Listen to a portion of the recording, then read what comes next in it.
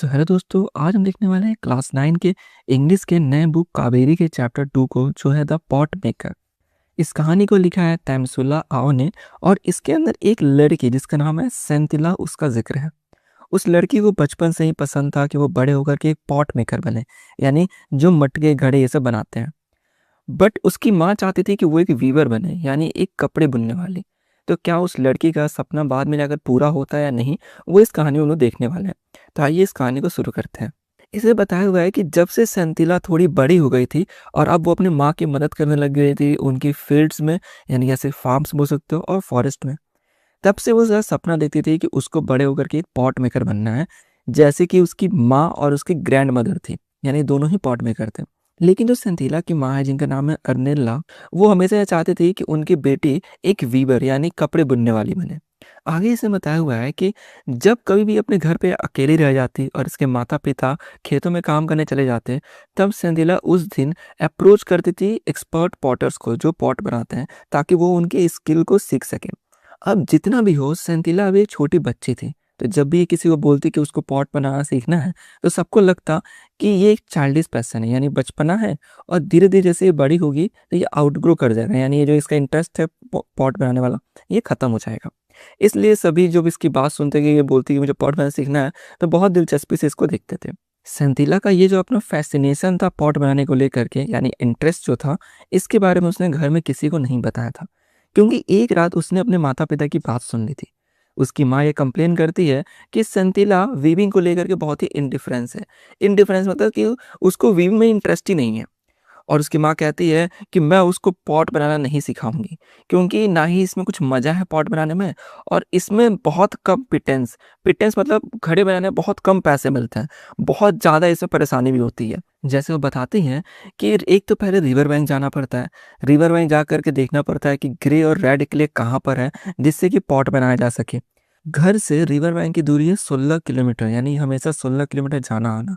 वो बोलती है कि एक तो वहाँ पे पहुँचने के लिए भी अलग से एक सील ड्रॉप को क्लाइंब करना पड़ता है, यानी बहुत खाई जैसी है, स्टीप है वहाँ पे जगह, तो उसको क्लाइंब नीचे करके जाना पड़ता है। और फिर आते वक्त जब आप बहुत सारा सामान रखे रहते हो अपने पीठ पर, तो फिर उसी स्टीप को ऊपर चढ़ाई करके आना पड़ता है, यानी बहुत मुश्किल हो जाता है। और पूरा यहाँ घर तक चल करके आना पड़ता है। घर आने के बाद वो जो क्ले लेकर के वो आई रहती हैं, उसको एक बैम्बू सिलेंडर में डाल के पाउंडिंग करना होता है। पाउंडिंग मतलब पीटना पड़ता है बहुत जोर जोर से। इससे जो क्ले है वो थोड़ा सॉफ्ट हो जाता है। अब बार-बार पीटने से इंसान थक जाता है, वे बताते हैं कि बहुत थकाऊ काम है। ऊपर से कभी मान लो वो क्ले उस बैम्बू सिलेंडर में से गिर गया, तो वापस उसको डालो और वापस से पीटो, यानी बहुत थका देने वाला काम है। वो कहती हैं कि महीने लग जाते हैं पॉट्स का एक बैच निकालने में, यानी कुछ घड़े बनाने में कितने महीने, कितने वक़्त लग जाता है। और बोलती हैं आगे कि इतनी मेहनत करने के बाद इसका रिवॉर्ड क्या होता है? बस कुछ रुपए।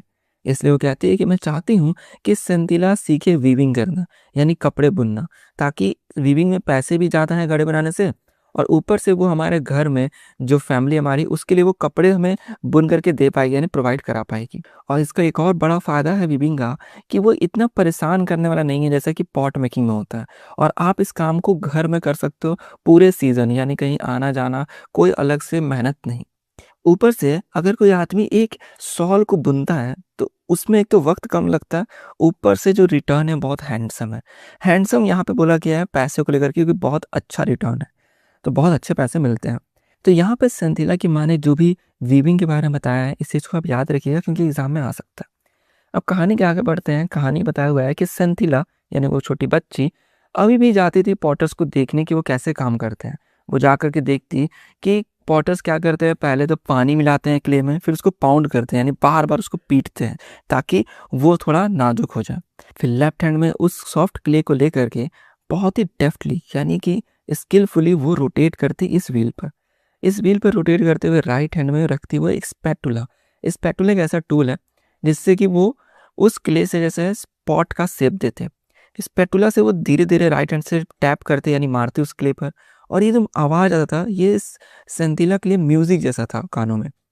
वो देखती कि थोड़ी देर बाद इसी को प्रोसेस को करते-करते उस शेपलेस लंप में से, यानी क्ले से, एक आँखों के सामने अच्छा-सा पॉट बनता हुआ तैयार होता दिखता। फिर 2-3 दिन बाद उस पॉट को एक फाइनल टच दिया जाता। यानी कि जो उसका शेप हो गया, वो कंसिस्टेंसी चेक करना कि वो खराब तो नहीं है, सब कुछ चेक किया जाता उसका। उसके बाद ही जो बेस्ट पॉट हुआ करते थे उनको धूप में रखने के लिए ले जाया जाता था। वहाँ पे थोड़ा जब ड्राई हो जाते हैं तो उनको लेके जाता था क्लीन में। क्लीन यानी भट्टी, भट्टी में ड्राइड बैम्बू और हे यानी भूसा रहता था, उसको रख करके आग लगाया जाता। और जो उसका ये फायरिंग था, आग था, इसको कंट्रोल किया जाता कि कहीं आग ज़्यादा या कम ना हो जाए, क्योंकि ज़्यादा या कम होगा तो इससे पूरा जो एंटायर बैच है पॉट का, यानी जो भी 5 या 10 पॉट को वो वहाँ पे रखे हुए गर्म करने के लिए, वो पूरा ख़राब हो जाता। यहाँ पे हमने जो ये पूरा पॉट मेकिंग का प्रोसेस देखा, इसको याद कर लीजिएगा क्योंकि एग्जाम के लिए ये भी बहुत इंपॉर्टेंट है। अब यह बात कि सिंथिला अलग अलग पॉटर्स को विजिट करती है, ये बात अर्नेला यानी सिंथिला की माँ को पता था, लेकिन वो प्रिटेंड कर रही थी इग्नोरेंट होने का, यानी जैसे उनको कुछ पता ही नहीं है। दोपहर के वक्त में सिंथिला हमेशा अपने घर जल्दी लौट आया करती थी, ताकि उसकी माँ जब फील्ड से वापस आए तो वो घर पर ही रहे, यानी उनको कोई शक ना हो कि ये कहीं गई थी। अब जो सिंथिला विजिट करती थी अलग अलग पॉटर्स को, तो यह बात अब गांव का गॉसिप यानी चर्चा का बात बन गया। लोगों को यह बात समझ नहीं आ रही थी कि जब सेंथिला को इतना इंटरेस्ट है पॉट मेकिंग में, तो सेंथिला की माँ जो कि खुद भी पॉट मेकर है, तो वो आखिर क्यों नहीं सिखा रही है सेंथिला को पॉट बनाना। अब लोग परेशान थे कि कहीं ये भी वाकई पॉट मेकर्स की तरह फॉलोड सूट ना कर ले। फॉलोड सूट मतलब उनकी तरह ये भी ना कर दे। अब हुआ क्या था, उस समय जैसा पॉट मेकर्स देखते थे कि उनमें मेहनत ज़्यादा था और पैसा कम था, तो अपने बच्चे को किसी और लाइन में भेज देते कि तुम वीविंग कर लो या फिर फार्मिंग कर लो, कुछ और कर लो, लेकिन पॉट बनाने वाला काम मत करो। तो इनका ऐसा उस समय परेशानी था कि जो एक्सपर्ट पॉट बनाने वाले हैं, अगर वो अपने बेटे को बेटी को किसी और लाइन में भेज देते हैं तो उनकी जगह कौन लेगा। अब इसी पर एक दिन सेंथिला के फादर मैसोबा को समन किया जाता है विलेज काउंसिल के द्वारा, और उनसे पूछा जाता है कि सेंथिला की माँ आखिर उसे क्यों नहीं सिखाना चाहती है पॉट बनाना। तो मैसोबा यानी सेंथिला के फादर बोलते हैं एकदम हम्बल टोन में कि देखिए अंकल और एल्डर ब्रदर, कभी भी अरेनला यानी सेंथिला की माँ ने ये नहीं बोला है कि वो अपने बेटी को पॉट बनाना नहीं सिखाएगी। वो तो अभी इसे नहीं सिखा पा रही है क्योंकि उसको कुछ ऐसा इलनेस या बीमारी है, तो वो चाहते हैं कि थोड़ा बहुत स्ट्रांग हो जाए, उसके बाद वो अपनी बेटी को सिखाएगी। और फिर लास्ट में कहते हैं कि आप लोग कुछ ही वक्त बाद देखोगे कि वो इस गांव में सबसे बेस्ट पॉट बनाएगी।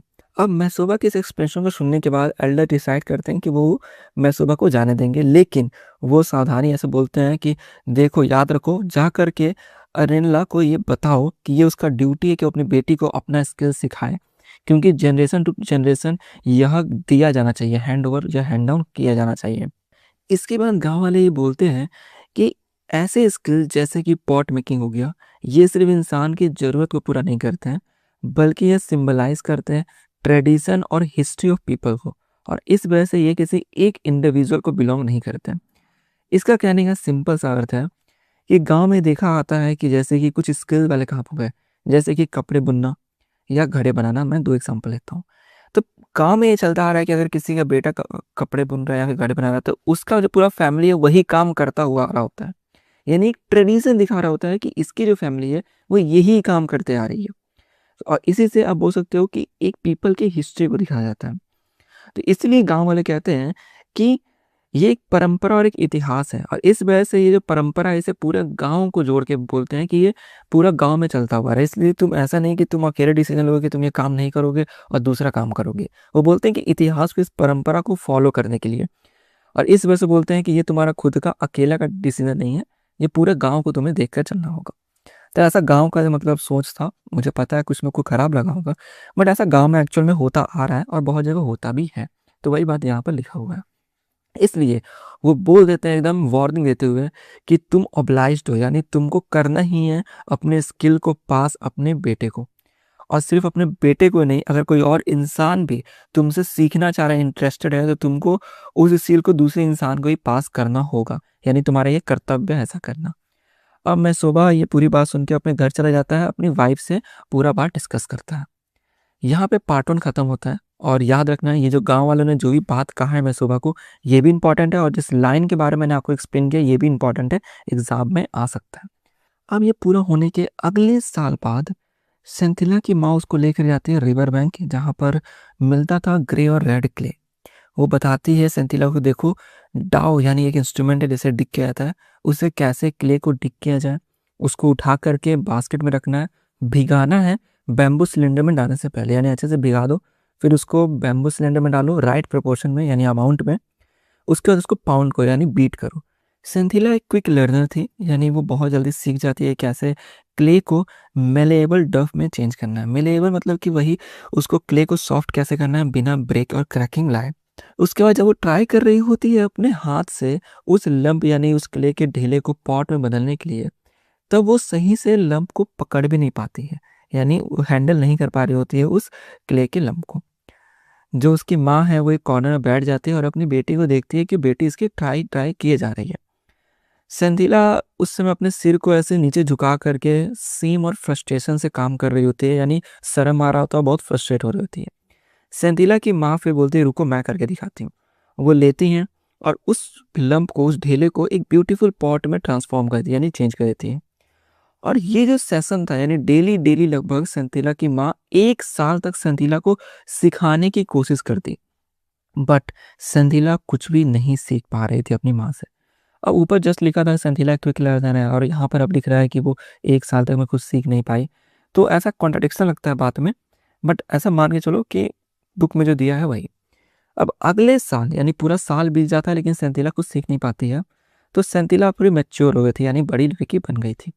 तो इनके गांव का कस्टम था, एक रिवाज था कि जब बेटी बड़ी हो जाए तो उसे कुछ रात तक गर्ल्स के डॉर्मेट्रीज यानी कि जो हॉस्टल हो गए यहाँ पे और भी लड़कियां रहती हैं उनके साथ रखा जाता था।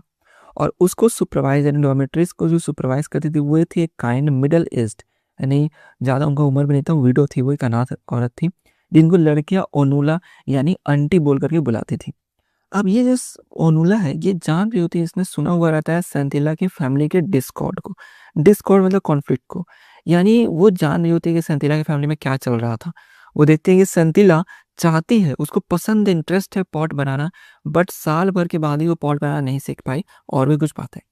तो वो ये डिसाइड कर जाती है, रिसॉल्व यानी डिटरमाइन हो जाती है, दृढ़ निश्चय ऐसा कर लेती है कि वो जितना हो सके उस वे में हेल्प करेंगी सेंथिला की। तो एक शाम सेंथिला को छोड़कर के बाकी सारी लड़की गई थी अटेंड करने म्यूजिकल इवनिंग, यानी कहीं गाना वगैरह का कुछ होगा कॉन्सर्ट टाइप का।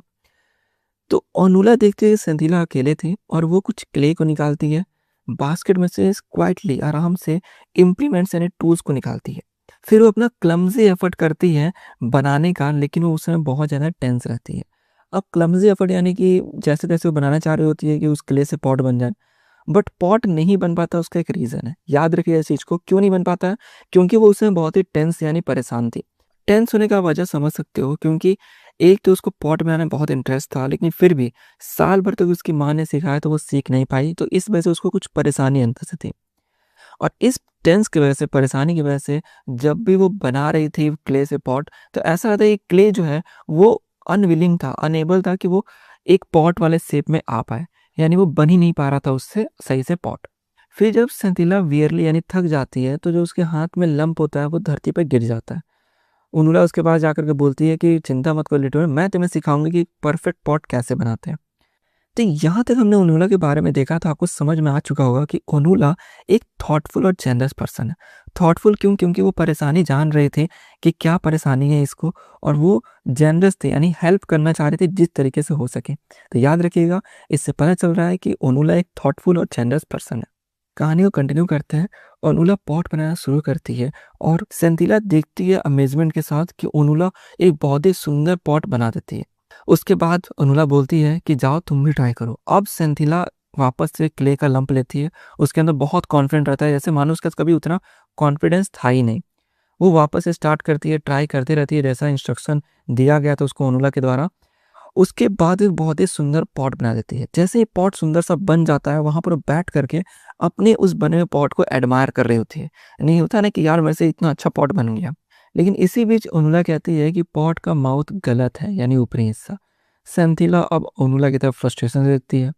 अनुला स्माइल करके बोलती है कि अगली बार जब अपने तुम माँ के साथ काम करना ना, तो देखना कि वो माउथ को, पॉट के माउथ को किस तरीके से सेव करती हैं, और जो कि तुम्हें क्विक लर्नर हो तो तुम जल्दी सीख जाओगे। अब अगली बार सेंथिला जब अपने माँ के साथ बैठती है तो देखती है कि उसकी माँ घड़े का जो हेड है वो कैसे बना रही है।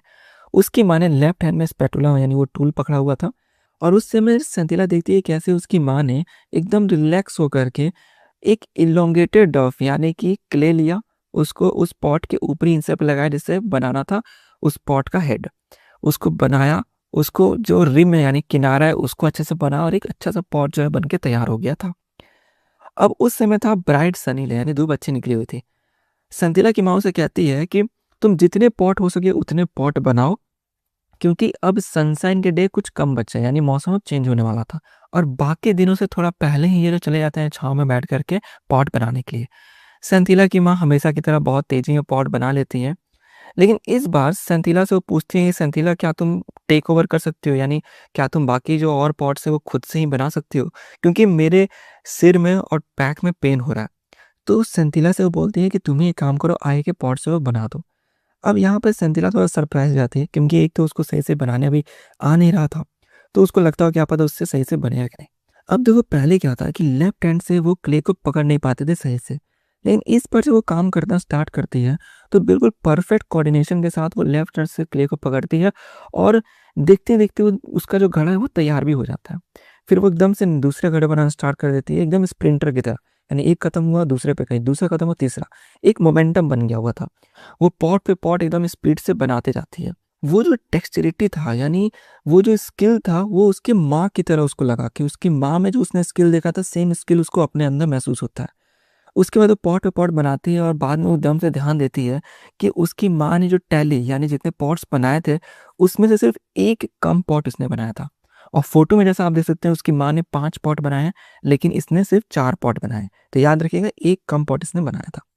अब ये बहुत ज़्यादा थक जाती है, तो सोचती है घर में जा कर के अपने माँ के साथ ही लंच करेगी। लेकिन घर के अंदर जैसे ही एंट्रेंस पे वो जाती है, वो देखती है कि उसकी माँ धरती पर नीचे गिरी हुई थी और वो उस समय साँस नहीं ले रही थी। सेंथिला दौड़ करके भागती है गाँव के कॉमन एरिया में, यानी बोल सकते हो जहाँ पे लोग इकट्ठे रहते हैं, और जाकर के चिल्लाती है हेल्प के लिए।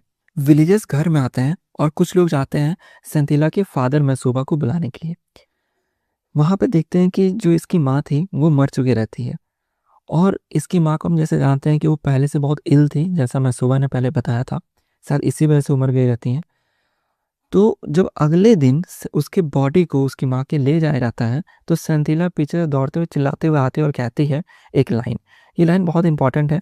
वो कहती है, mother, I did not wish it to happen this way, it simply came to me, please forgive me. वो कहती है, माँ मुझे नहीं लगा था कि मेरे साथ ऐसा होगा, वो मुझे अपने आप मिल गया और प्लीज़ मुझे माफ़ कर दीजिए।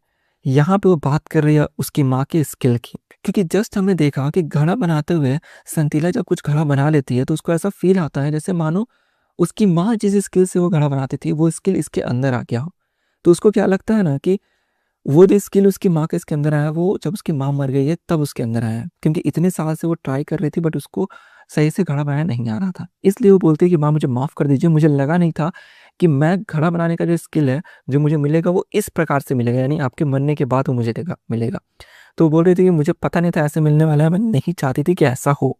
तो देखो हम लोग जानते हैं कि सेंथिला ने बहुत मेहनत किया था, बट कितना भी है, सेंथिला एक छोटी बच्ची थी। तो उसको बस ऐसा लगा कि कहीं उसकी माँ का स्किल ऐसे ट्रांसफ़र तो नहीं हुआ है उसके माँ के मरने के बाद। तो ऐसा बोल सकते हो बच्ची थी तो ऐसा सोच रही थी। अब आगे बताया हुआ है कि जब इसने ऐसा लाइन बोला था, तो बाकी गाँव वाले कुछ समझ नहीं पाए थे। लेकिन हाँ, जो ओनुला थी वो समझ गई थी। ओनुला इंट्यूटिवली, यानी कि अपने फीलिंग्स के बेस पे इतना समझ चुकी थी कि ज़रूर कुछ मोमेंटियस, यानी कुछ बड़ा हुआ है। इसलिए जब वो वापस जा रही होती है, वो पूरा काम हो जाता है तो अनुला नोटिस करती है कि जहाँ पे सेंथिला और उसकी माँ काम करती थी जिस वर्क शेड में, उसका गेट खुला रहता है। और इस वजह से आउट ऑफ क्यूरियोसिटी वो अंदर घुस जाती है, लेकिन जैसे ही वो अंदर घुसती है, वो एकदम से एक ही जगह पर स्थिर हो जाती है, खड़े हो जाती है। क्योंकि वो देखती है कि 2 रो जो है पॉट्स के जो न्यूली मेड थे वो बने हुए थे और साइड बाय साइड रखे हुए थे। जिसमें से हम जानते हैं कि 4 सेंथिला और 5 सेंथिला की माँ ने बनाया हुआ था। लेकिन ओनुला को समझ नहीं आता है कि दोनों जो बैच है, यानी जो 4 और 5 वहाँ पे घड़े रखे हुए हैं, उसमें से कौन किसने बनाया है। उसे तो ये पता चल चुका था कि कोई अकेला इंसान इसको नहीं बनाया है। उसे इतना पता था कि सेंथिला और उसकी माँ ने मिल करके ये बनाया है। बट जो चीज़ ये समझ नहीं पा रही थी वो ये था कि सेंथिला और उसकी माँ दोनों का घड़ा लगभग सेम था। यानी दोनों का स्किल सेम ही दिख रहा था। अब वहाँ पर वो खड़े होकर के उस पूरे फिनोमिना को, यानी इंसिडेंट जो था ये अनयूजुअल, उसको समझने की कोशिश कर रही होती हैं। अब ये अनयूजुअल फिनोमिना जो था, इसके ऊपर क्वेश्चन है बुक में, इसलिए मैं इसको अच्छे से एक्सप्लेन करता हूँ। अगर आप सीक्वेंस में देखो तो सेंथिला को पहले सही से घड़ा बनाना नहीं आ रहा था। अब अचानक से वो एक दिन अपनी माँ को देखती है घड़ा बनाते हुए कि वो कैसे वो घड़े का हेड बना रही है, और वो उसी दिन अपनी माँ की तरह एकदम सेम, मानो सेम स्किल के साथ वो घड़ा बना देती है। तो यहाँ पे अनुला के दिमाग में आता है कि कल तक इसको घड़ा से इसे अच्छे से हेड बनाना नहीं आ रहा था, अब उसकी माँ और सेंथिला दोनों का जो घड़ा है वो बिल्कुल सेम दिख रहा है, जैसे कि मानो सेम स्किल के आदमी ने उसे बनाया हो। फिर वो देखती है कि उसकी माँ कैसे मर गई थी और उसके बाद उसने जो बात बोला था अपनी माँ के सामने जा कर के, तो उसको सब मानो वो समझने की कोशिश कर रहे थे आखिर फिनोमिना हुआ क्या है। तो ये था इस लाइन का मतलब। आगे बताया हुआ है कि वो उस प्लेस ऑफ वंडर यानी आश्चर्य वाले जगह से अब धीरे से चले जाती हैं। वो उस समय कंसिडर करती हैं, ऐसा समझ रही होती है, बिलीव कर रही होती हैं कि जो भी उन्होंने वहाँ पे विटनेस किया, जो उन्होंने देखा था कि जो घड़े थे वहाँ पर, जो आमने-सामने रखे हुए थे, परफेक्ट सिमेट्री में थे, सेम टू सेम दिख रहे थे। तो उनको ऐसा लगता है कि जो उन्होंने विटनेस किया वो एक प्रोफाउंड रियलाइज़ेशन था, यानी मोमेंट ऑफ रियलाइज़ेशन था, और वो इस चीज़ का कि एक नया पॉट मेकर अब बॉर्न हो चुका है, यानी पैदा हो चुका है ऐसा। इस चैप्टर में हमारा 2 चीज़ पे फोकस आता है। पहला ये कि ज़रूरी नहीं है कि हमारा जिस चीज़ में इंटरेस्ट हो हम उसमें बेहतर हों। लेकिन यहाँ पर आता है बात डिटर्मिनेशन की। जैसे यहाँ पर संतीला को घड़ा बनाना पसंद था, इंटरेस्ट था, बट ज़रूरत नहीं है कि वो वहाँ पर वो उसमें बेटर भी हो। लेकिन फिर भी वो डिटरमाइन होकर के मेहनत करती है और एक वक़्त आता है जब वो उसमें स्किलफुल हो जाती है। सेकंड चीज़ हमें देखने को मिला था वो है गाँव का ट्रेडिशन, कि गाँव में अगर कोई घड़ा बनाने वाला का बेटा या बेटी है तो वो घड़ा ही बनाएगा। ऐसा ट्रेडिशन चला आ रहा था, इससे लोग वार्निंग देते हैं गाँव वाले कि तुम अपनी बेटी को सिखाओगे घड़ा बनाना। तो ये चीज़ आपको देख कर के लगता हो कि थोड़ा गलत है, बट ऐसा ट्रेडिशन गाँव में चलता रहा, वो हमें यहाँ पे देखने को मिला है। तो यहाँ पे इस चैप्टर को मैंने पूरा आपको समझा दिया, साथ में इम्पोर्टेंट बातें भी बताई, इम्पोर्टेंट क्वेश्चंस भी बताया और आपको इस तरीके से समझाया कि बुक के क्वेश्चन से आप उसको भी ईज़िली आंसर कर पाओगे। अब जाने से पहले मुझे ये कमेंट में बताना कि जो गाँव वाले की बात थी, जो उन्होंने सेंथिला के फादर को कहा, उस पे आपका क्या विचार है और चैप्टर को लेकर के आप क्या सोचते हैं कि आपको इस चैप्टर से क्या सीख मिली है? तो इस वीडियो को सिर्फ इतना ही रखते हैं। देखो वीडियो जो है उसको शेयर कर देना दोस्तों से, क्या कि उनका भी हेल्प हो जाए। चैनल सब्सक्राइब कर लेना, क्योंकि इससे जैसे मैं नेक्स्ट वीडियो अपलोड करूँगा आपके पास बहुत तेज़ी में वो मिल जाएगा। तीसरा, लाइक करना बिल्कुल मत भूलना, क्योंकि मेहनत लगता है वीडियो को बनाने में। तो मिलते हैं हम नेक्स्ट चैप्टर की वीडियो।